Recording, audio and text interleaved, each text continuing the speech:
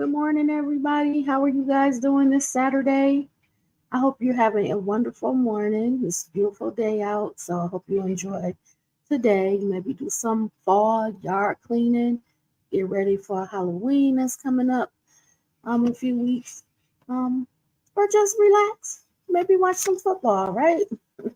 So anyway, today I wanted to bring the stories that I read yesterday. There was a 10-year-old in Mississippi, and he was with his mom. She had went into a store, and I guess by him being 10 years old and a young teen, she kind of let him stay outside, and he had to use the bathroom. And I guess on the businesses, they were saying that there is no public restroom for patrons to use, or people just coming from the public to use. So he used the bathroom, he urinated in the parking lot. Um, and a police officer that was in the area saw it. And he came over and talked to him. And then he went and found his mom. And from their encounter, there was basically his mom scolding him and saying, listen, you know not to do that. You know better. Don't do that again. And that officer was, he was accepting of that at the time. And the mother and the son were allowed to kind of separate, and they went to their car. And I guess another officer came upon the scene, and he felt differently. And at this point, he said, no, we're going to arrest him. Now, I'm gonna read the article. This is just recently happened. This was released Friday, September 8th, 2023. So I'm gonna read the article and just kind of show you the mindset. And my hope is that we can bring back community policing. Community policing is a form of policing where the police and the community, they come together, they work together, they kind of have a relationship where um, they're talking about things, they're kind of problem solving together.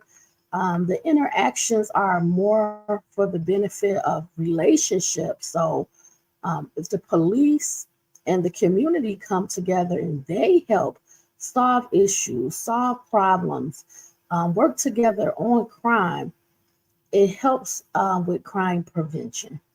It helps with public safety. It helps with how people interact with each other in response to the police response. When the police come, are the residents concerned? Are they afraid? Are they feeling fearful to talk? Are they have no desire to talk to police? Are they going in the house, closing their doors? Um, do they feel disconnected from the community, unwilling to talk to police, or um, even answer just basic questions, right? So this is why a lot of people feel across the country that we need to bring back the beat cop, the cop that was walking around, that spoke to residents, that talked to residents, good morning, how you doing, that visited businesses, not because a crime occurred, but because that was just the right thing to do to build a relationship with. If you're patrolling in a certain district, you're wanting to know who you're patrolling, right? So maybe you will stop at the store, the flower shop, that small business, and let them know who you are. Here's my number. If there's any issues, contact me. Um, Things like that. And in smaller communities, like this is a pretty small community in Mississippi. So I'm going to talk about that too. And that's why I also feel the community policing approach would have been great in this particular incident, because you're not covering 500,000 people. You're not covering 100,000 people. You're not even covering 20,000 people. So you're looking at a small neighborhood, a small downtown, small shopping areas where people generally know other people, and you can get to know law enforcement. So that's my idea. That's my hope. That's what I would have expected to happen in this community, but there's definitely hope here. So let's get started. Let's read the first article. It's from CNN, and I wanted to do a CNN article because I feel like it would be very complete, very thorough. So it's dated September 8th, and the title is Mother of 10-year-old Mississippi boy was arrested for urinating in public, demands apology, and the firing of officers involved. So let's get started. A mother in northern Mississippi is asking for an apology and the firing of several police officers at the Senatobia Police Department after her 10-year-old son was arrested for urinating in a parking lot. Latanya Eason, the mother of 10-year-old Quantavious Eason, said she was at an appointment August 10th at a business and her son, who was outside, saw a sign saying there was no public restrooms. So he decided to relieve himself on private property near her vehicle. Eason told reporters Wednesday during a news conference with her attorney. So mom is inside. She has an appointment. So she's at her appointment inside of the business. Her son being with her, he's 10 years old. He's outside of the business. The car is parked in a parking lot. He's in the parking lot. He sees the sign that says there's no public restroom. So he uses the bathroom, urinates near the car in the parking lot. So those are the facts or details, okay?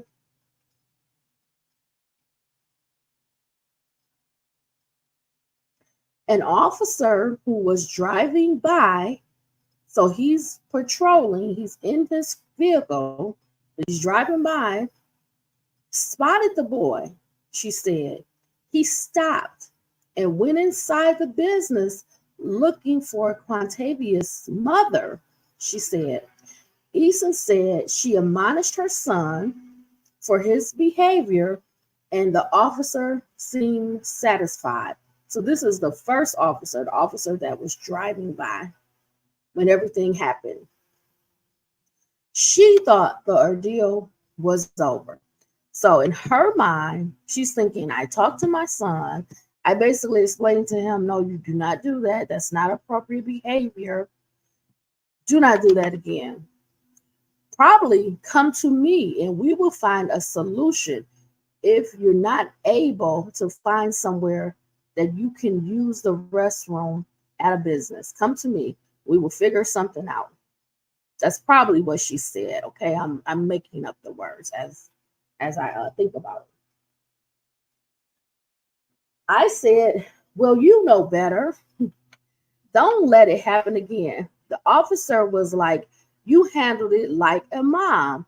Just make sure he doesn't do it again. He can get back in the car, Eason said. Then four other, that's a lot. Four other Senatobia police officers, including a lieutenant, arrived, according to Eason. She said her son was arrested, put in a police vehicle, and taken to a police station. Now, I'm going to pause for just a second. There is a picture of her son sitting in the back seat of a vehicle. I cannot tell if this is a police vehicle. It looks like a police vehicle.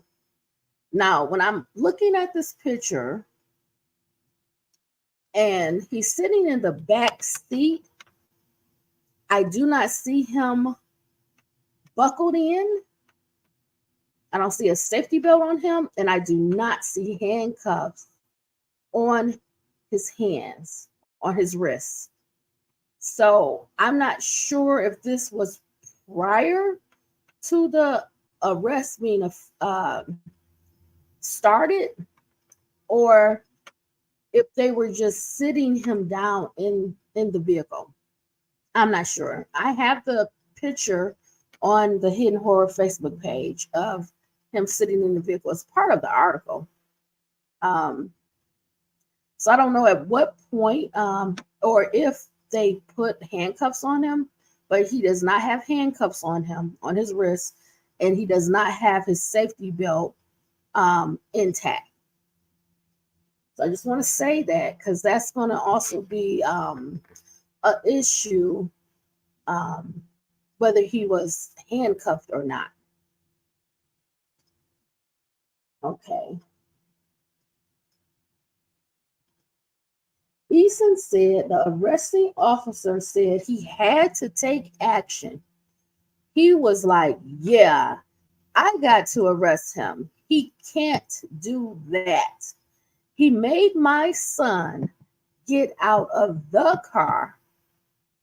So I think she's referring to her car. Told my baby to put his hands behind his back. And they took him to the patrol car. So she didn't say that they put handcuffs on him, but they made him put his hands behind his back. Okay. Senatobia is located in northern Mississippi, less than 30 miles south of the Tennessee state line. Senatobia Police Chief Richard Chandler said in a statement that the child was not handcuffed during the incident. Well, in the picture, he is not handcuffed. And in her written or comment, she did not say they put handcuffs on him there. So I'm not sure.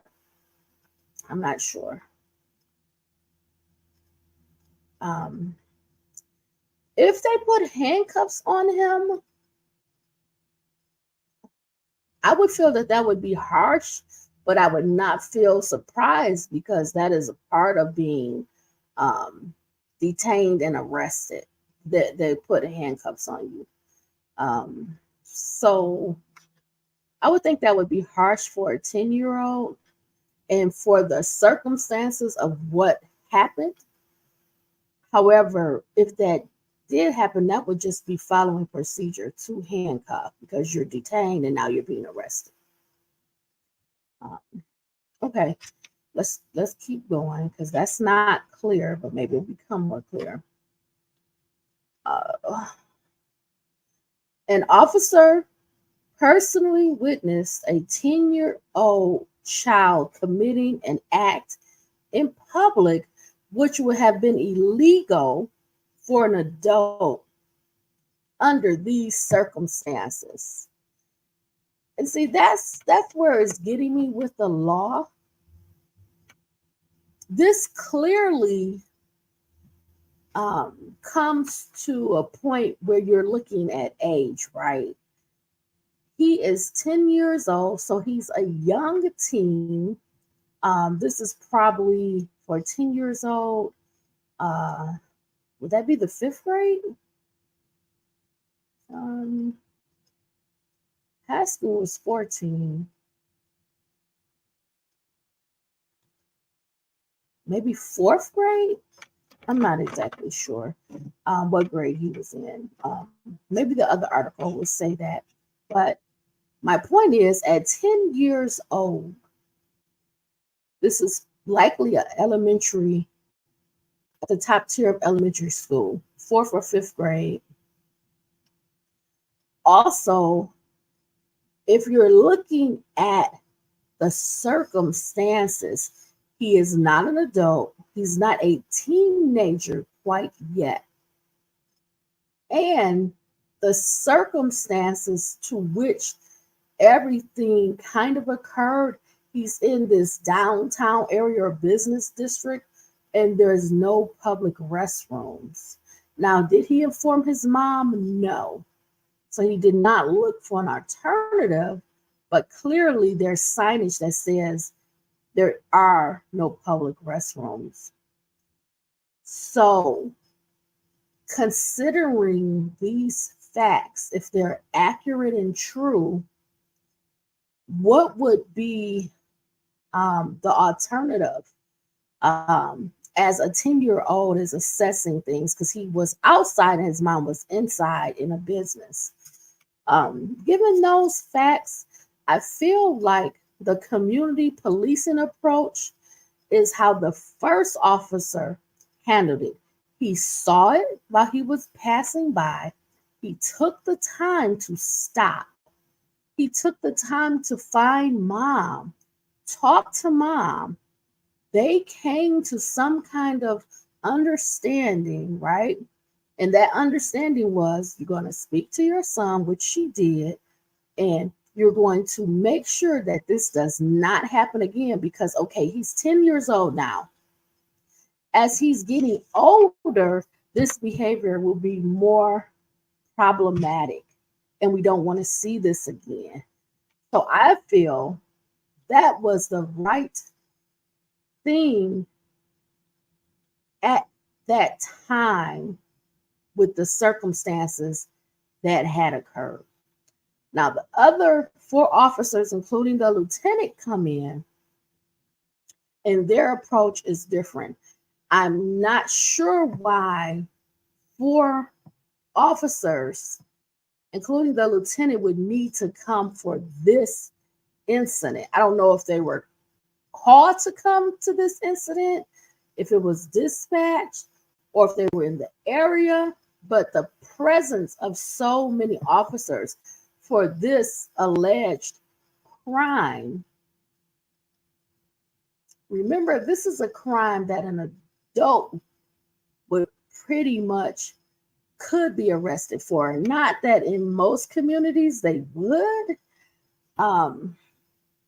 Most communities would not arrest somebody for this, but some may. So I'll concede to that. Some may. I don't know. I like the community policing approach. I like how it was handled with the first officer. I don't feel that it was needed to have that stronger presence for what the circumstances were in this incident, unless they just came upon the situation. I don't think he needed support or backup or additional help in figuring something out. It didn't rise to that level, in my opinion. But let's keep reading.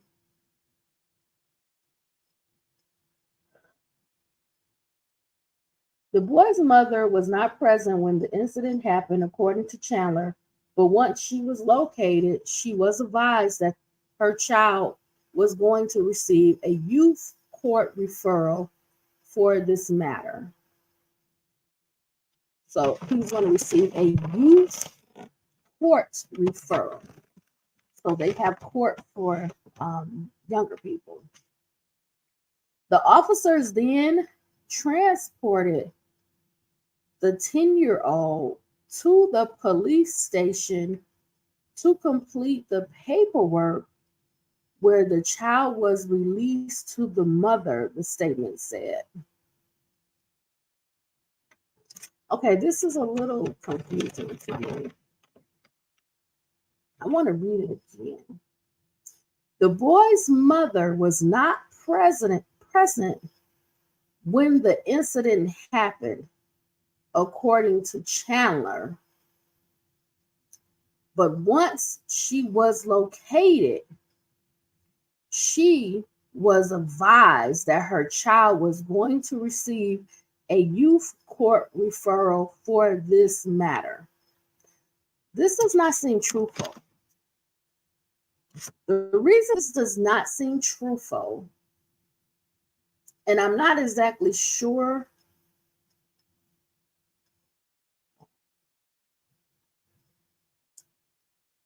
The police chief, who is Chandler, he's writing this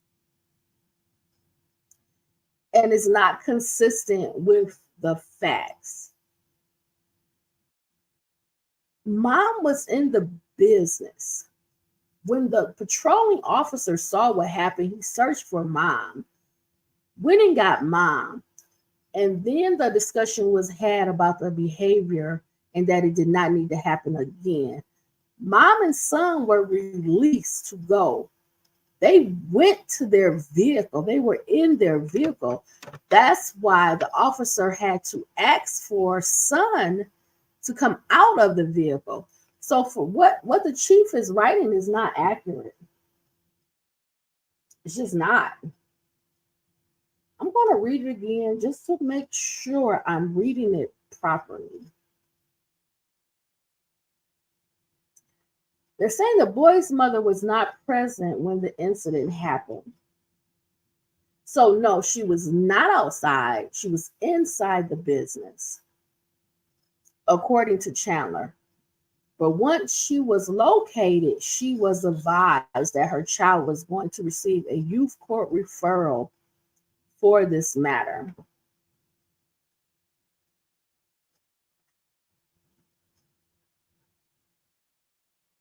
Okay, so let's just say she was advised that he was going to receive he was going to receive a youth court referral for the matter.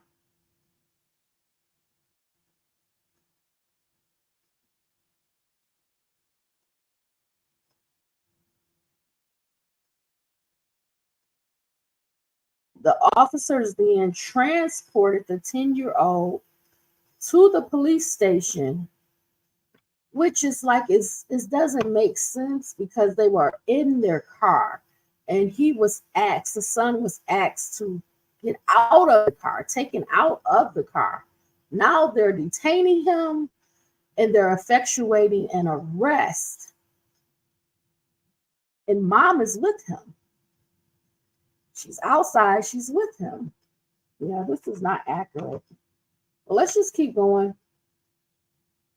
The officers then transported the 10-year-old to the police station to complete the paperwork where the child was released to the mother, the statement said.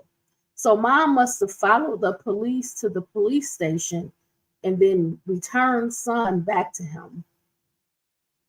I wonder if the son was fingerprinted, was a picture taken of him, was he put in a cell? Um, I would like to know those details because it almost sounds as if he would have not even been taken to the police station if he was going to be released to mom anyway. Um, was it required that the paperwork be filled out at the police station, or was that something they could have done on site because mom was already there? Something is not right about the order of things, but let's keep going. Attorney Carlos Moore, who is representing the family, told CNN Quantavius was charged in youth court with child in need of supervision. So he was not charged with the urination. He was charged with child in need of supervision. Okay. Moore also said the boy was held in a cell. Here we go with the facts, y'all. You see where my mind was going? If they were going to release him to the mother anyway, what was the point of taking him to the police station? Was it to fill out the paperwork? Because what was the point of putting him in a cell? It was to effect an arrest. They arrested him. They treated him like a criminal, and he's 10 years old. They put him in a cell. That's what I wanted to get to. So here are the details, everybody.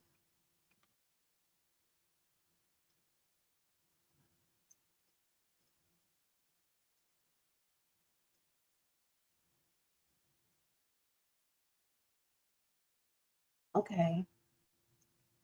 Moore also said the boy was held in a cell at the police station sometime between 45 minutes and an hour. CNN has reached out to Senatobia police for comment. So he was arrested. I wonder if his photograph and fingerprints were taken. But Tanya Eason questioned whether race played a role in the incident. Would you have put a white child in a cage? If it had been a white child, you know what, he probably wouldn't have even stopped, she said at the news conference. In the statement on Facebook, the police chief said it was an error in judgment for us to transport the child to the police station since the mother was present at that time as a reasonable alternative. And see, this is really wording to me that's odd.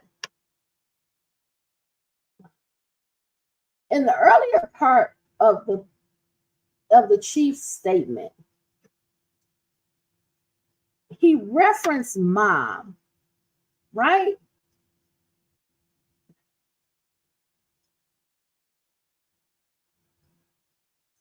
Chandler referenced mom and said the boy's mother was not present when the incident happened. But that's not true. Like, she was in the business and the first officer went and found her. She was not far away. So that's not really true. Um, it's like a little frustrating for me. It's a little frustrating for me because the chief is saying contradictory statements. Initially said the boy's mother was not present when the incident happened, but then further down, he kind of writes it differently. And he's saying that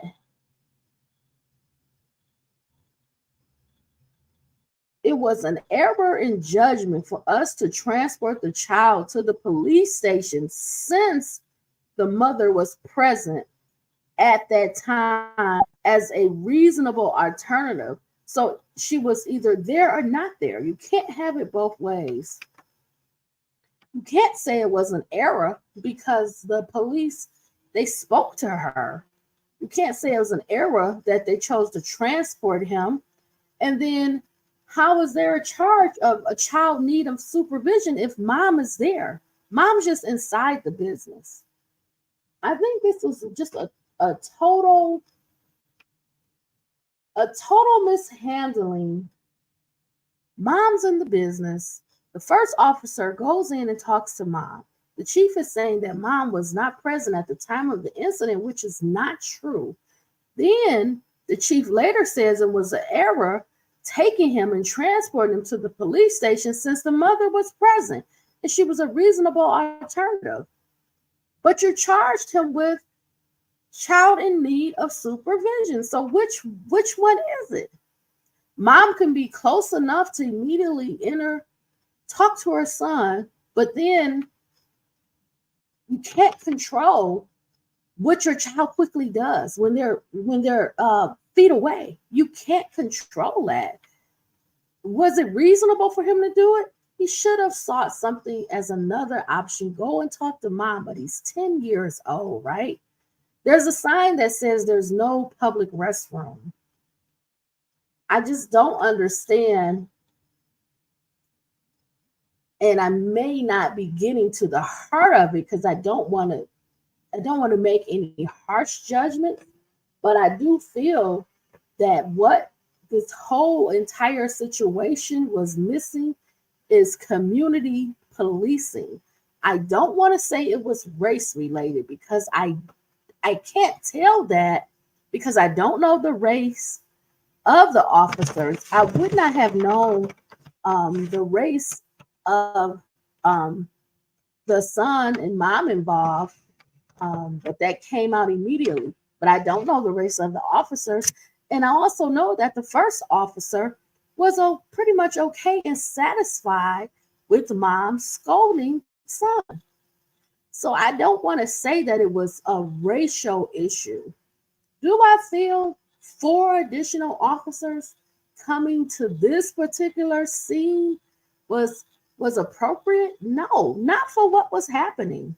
Absolutely not. It was an unnecessary use of their time.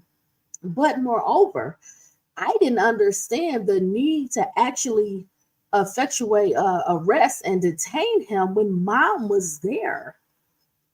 So this is part, in my opinion, a lack of community policing. I also feel that this is a lack of training amongst the ranks. You want to take leadership. The lieutenant that was within the cops, the floor police officers, you have to take the leadership role. It was already, in my opinion, resolved. But you, as a lieutenant, should be taking a leadership role, identifying the circumstances. You don't have to be harsh on people. You don't want to waste people's time, right? You want to be considerate of people, their time.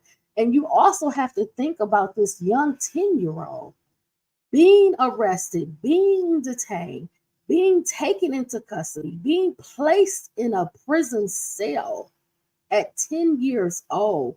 How would that affect his mindset, even his opinion of the police and how he communicates with them, how he responds to them? This could affect him. So when you're making decisions, you always want to be conscious of the effects of those choices. Everybody had the opportunity to make the choices. And there were a lot of mishaps, mistakes, wrong decisions once those four officers came upon the scene. Everything after that went wrong. And to me, that is the focus. It needs to be consistency in training in how to de escalate problem solving issues. Part of it is community policing, but part of it is also training, looking at situations for their circumstances. Even the urinating in public, that is a crime that typically adults are arrested for. Minors are not typically arrested for urinating in public. It's because you give a little more grace to someone who is underage. So you're not arresting a teenager or a young teen for this behavior. And they didn't arrest him for this behavior. They arrested him for a child in need of supervision. But mom is on the scene. Mom is there. So that's not even accurate. It's like you're going out of your way to charge him with something. This charge is not even consistent with the facts. And we know the facts because the officer can speak to the facts, mom was present and can speak to the facts, and son can speak to his behavior. Let's keep going with the article. So, again, in the statement on Facebook, the police chief said it was an error in judgment for us to transport the child to the police station since the mother was present at the time as a reasonable alternative. I was going to read the statement by the chief. I have it on the Hidden Aura Facebook page, but I don't want to have to dismantle that whole statement because it's not accurate. What he said was not accurate, was not consistent with what happened. And I don't want to dismantle and take that whole statement apart. So if you want to read his inaccurate statement, his inaccurate account of the event, you can. It's linked on my page, but I'm not going to spend the energy to do that.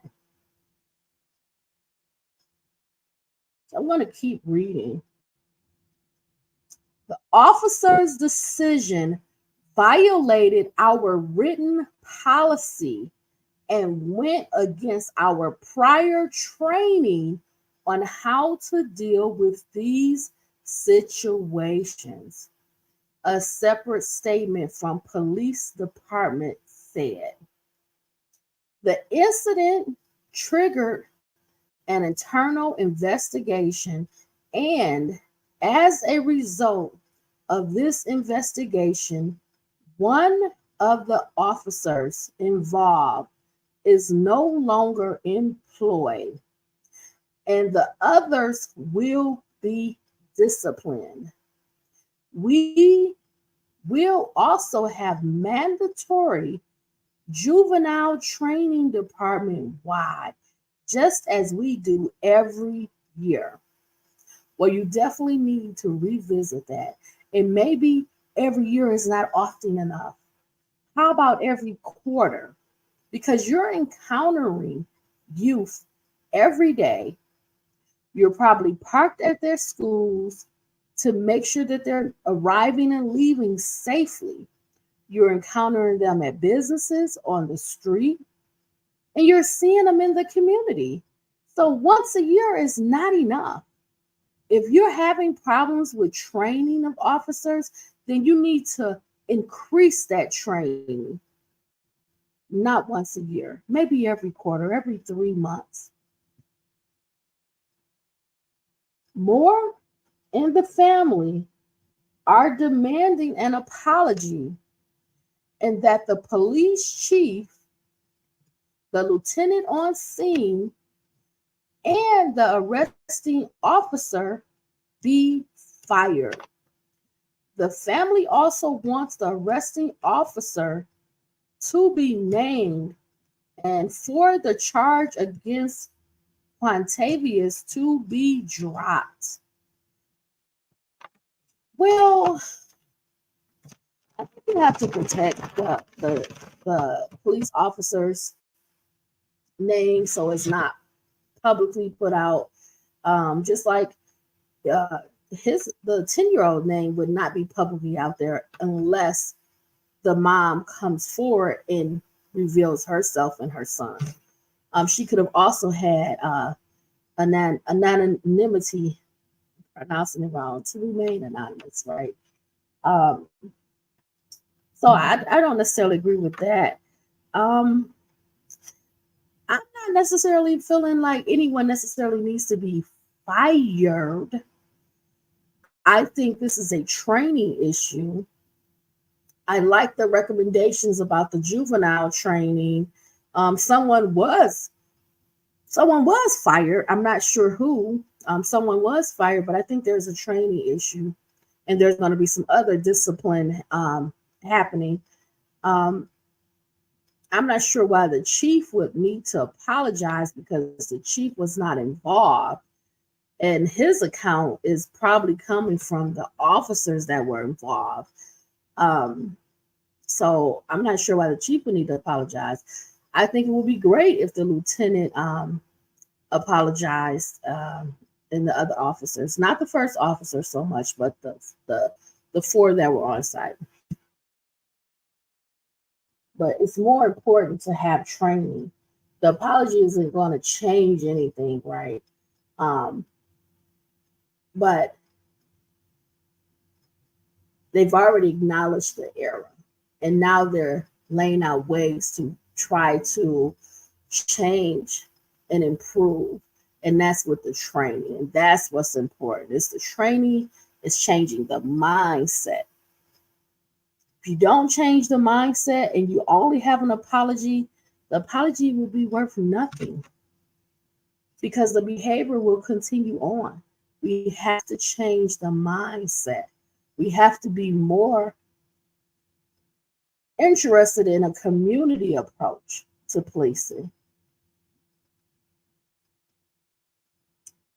Nearly a month after the incident, Moore told CNN 10-year-old Quantavius is distraught and now afraid of police, and he will start counseling. I I can't speak to how someone actions will make another person feel, right? I know a lot of people have fear of the police. They have fear of being stopped by the police.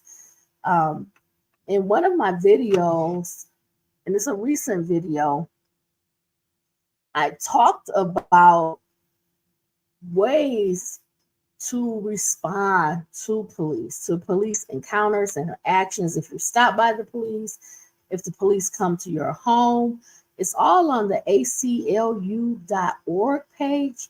They give a lot of details about how to respond when you encounter with police, with law enforcement, what to say, what to do, just knowing your rights and your responsibilities as well.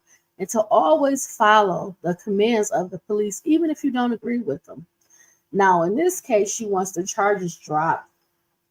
This may just have to be adjudicated. She may have to just go through those proceedings and, explain in detail and describe what happened. And then that will be dropped on its own or dismissed.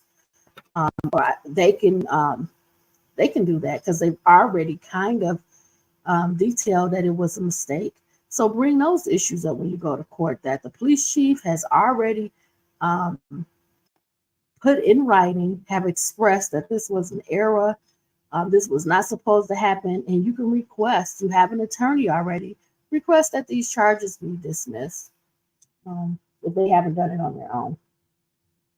So I wanted to talk a little bit more factually. I'm not going to go over the letter from the chief of police, as I said. Check it out. I wanted to talk a little bit about the city where this happened in Mississippi, and just to get a little bit more background. So I have some links. I'm going to talk about the city's website a little bit, and I'm also going to talk about some census data, just because the issue of race came up. I just want to talk about that. So if you go to the city of Senatobia, Mississippi, they have a nice website. Their slogan is, they call it hospitality, we call it home. Okay. And they say they are a 5-star city. So it says the city of Senatobia is a thriving, bustling, growing community located only 30 minutes south of Memphis, Tennessee. Senatobia is the county seat of Tate County and is located along Interstate 55. Senatobia's population is about 7,000 people, while Tate County has about 27,000. As our community grows, so does our reputation as a great place to live. So they're describing this as somewhere you want to live. Hey, it's small town values, right? So on their website, they talk a little bit more. They say, we are a city that's grounded in community. In Senatobia, you will find a superb quality of life with excellent public and private schools from kindergarten through the community college level, easy access to universities and continuing education, inviting, well-kept neighborhoods and affordable homes, retail shopping, recreation for the whole family, and good, solid hometown values. The quality of life in Senatobia is one of the best, complemented by a cost of living that is among the best in the nation. They said, we're returning to a vital, thriving downtown community to be proud of. We are on a mission to make downtown Senatobia a destination. Take a moment to view the following presentation to see what we're all about. And we're not done yet. So I'm going to press it on the video. You can't see the video, but you can hear it. It's only a minute long. 6 years ago, our downtown was a ghost town. We were 90% vacant, and people weren't coming downtown. So our Main Street Board went to work. We decided we needed reasons for people to come downtown and things to make downtown look better and make it like a place that you want to be. And it really became contagious. We've had a business for a few years, and we saw the movement that was happening downtown, and I wanted to be down here. I saw the growth that was happening, and I just love Senatobia and love these old buildings. And so we just kind of jumped on the bandwagon and moved down here. When we first started doing investments, we really reached out to the Main Street Association to bounce ideas off of it, but also ask for help along the way. We've been very thankful for that, but also to have them on our side as advocates to bring in these new businesses and revitalize some of these buildings that we've invested in. When we come into a town like Senatobia and we see a very strong Main Street program that is working the approach, it really reminds us that it works, that Main Street matters, and it does create strong communities.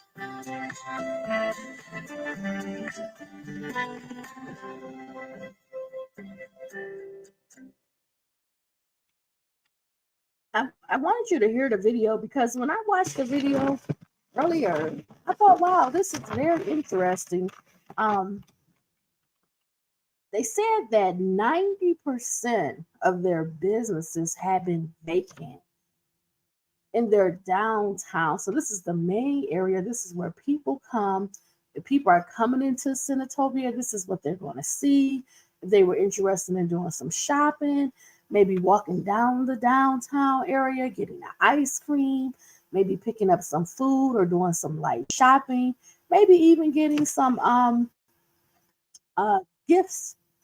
They wouldn't really have that, right? Because 90% of their downtown is vacant. So they're trying to rebuild, reestablish some of those businesses back. So this got me really thinking. They said that they have about 7,000 residents and that they had educational opportunities up to the community college level. So they don't have a large university. They probably refer to maybe some schools throughout the state or maybe even in Tennessee, right? So it made me wonder, like, well, what is the community? What is the makeup of the community? When I think about Mississippi, I know Mississippi has some challenges in their educational system. They're pretty high on the list for poverty. So I said, well, let me go find some numbers. So I went.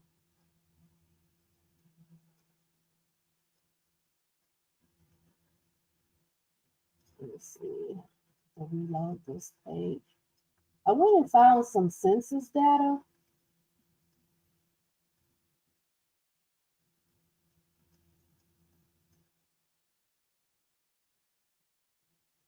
Okay, let me find it here again.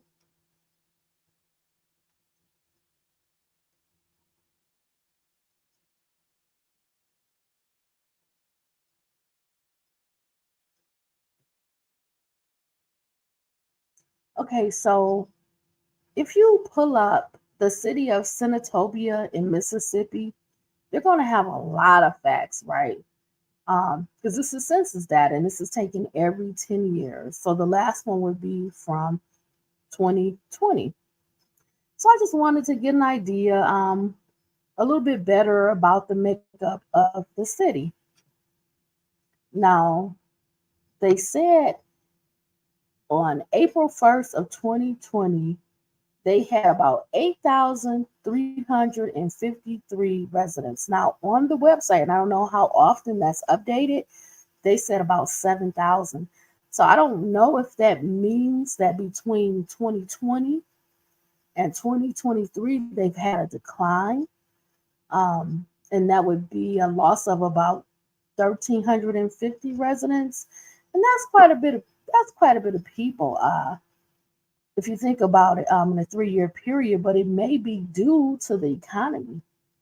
It may be due to a lack of businesses that are in the downtown. If they're missing 90%, where do people go and work, right? If you have to provide for your family, are you going outside of the city where you live to work? You have to think about that. They're losing I would say maybe that's about 15%. That's a huge mass exit of people in a 3-year period. So I was just thinking about that. And I wanted to know what was some of the other makeup of the city. So um, they gave me like a little bit of a breakdown. They said that persons under 5 years old, they had about 5% of the population was under 5 years old. They said under 18 years old, it's about 21%. And then 65 years and over, about 15%. And then they said about 51.6% of the population was female. So we're almost half and half female to male. Now, this is the percentages on race. It's about 57% white, 40% Black or African American, 0.4% Asian, and then two or more races, 1.3%, Hispanic or Latino, 2.2%. So I thought about that and I said, well, that means that it's going to be a good amount of a mix with about 57% being white and about 40% being Black. So you have a good mix of race there. So you should have fairly good race relations because you're going to be seeing other races, living near other races because it's such a small community. So it's kind of harder to push the issue of race unless you're saying that the police department is primarily made up of one race and no other races work there. Um, I don't know. It's just something to kind of think about. So let's keep going. Let's hear a few more numbers. Um, Owner occupied housing is about 58%. The median value for a house is about 150,000. Um, there was something else.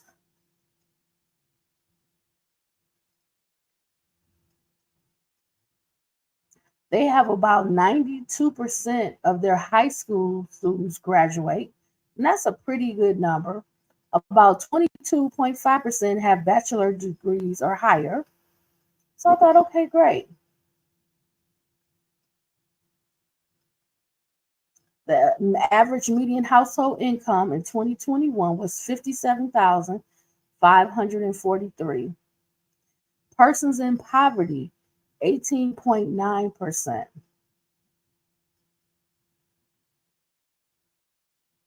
So I'm going to make sure that this is linked. I thought I had linked it already, but I didn't see it. So I'm going to link it now. So you can check it out if you're interested. But I like a whole approach to crime, to policing. So my approach is going to try to include all aspects so we can have an understanding of why something is going on. Potentially, what are the reasons why this could have happened? I feel that because this is a small community, there also is probably not a lot of crime going on. And you don't have a lot of businesses right now. You've lost 90% of your businesses in the downtown area. You have a huge emptying of businesses, closed down buildings. I believe the police, they may not have a lot to do. So when something does happen, maybe there's a zeal to get there and, figure it out and go to the scene. And maybe that's why you have so many people responding to an incident that really wasn't a big incident. You don't have a lot of things going on. So maybe this is the time now where the community is rebuilding. Businesses are coming back. They're being encouraged to come. Hey, come here, start a business, take up all these empty spaces. Maybe this is the time now to focus on policing and getting that training out there. So when you do have businesses, you will have the ability to do some community policing. Walk the beat, go talk to the people in the community, go through neighborhoods, learn who's in these businesses, right? You know, how can we help you? We patrol once by here every 2 hours. That would be our commitment. Whatever, you make a plan with the community. So things like this, these interactions don't go the way this happened, because it could have been complete and done when the first officer intervened. He resolved it. He did a great job. He used community policing. He talked to mom, he talked to son, and it was over. Everything after that, now we have to fix. And that's where the training is coming in. Training that involves how you respond and react to juveniles. And also, let's put some training in there about community policing. So that is my advice. Mom, go to court, go to the juvenile court, expose what the chief has said, which is this is an error. These are mistakes. These are training issues that we're going to resolve. We're going to do things on our end to improve things. And we feel that our decision in this case was wrong. Let the juvenile court know. And more than likely, mom, they're going to dismiss it if the chief cannot have that done anyway. So good luck to everybody. Let's focus on bringing the community policing back in this city and a lot of other cities. It would help with police relations.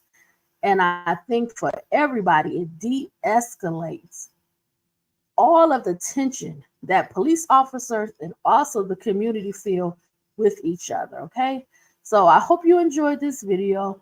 I hope you learned something about this small town in Senatobia, Mississippi, okay?